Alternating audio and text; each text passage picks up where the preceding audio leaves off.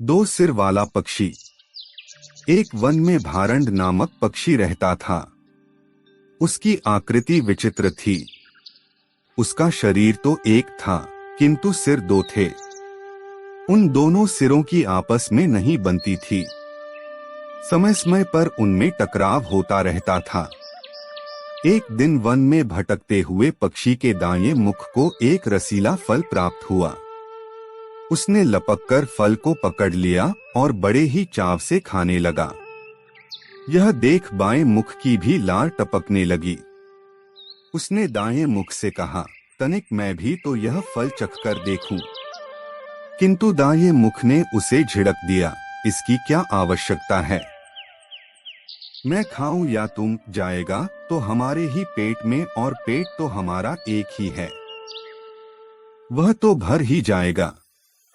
यह उत्तर सुन बाएं मुख को क्रोध आ गया। वह दाएं मुख से अपने अपमान और तिरस्कार का बदला लेने का अवसर खोजने लगा। यह अवसर उसे प्राप्त हो गया जब नदी किनारे पड़ा हुआ एक सुनहरा फल उसे प्राप्त हुआ।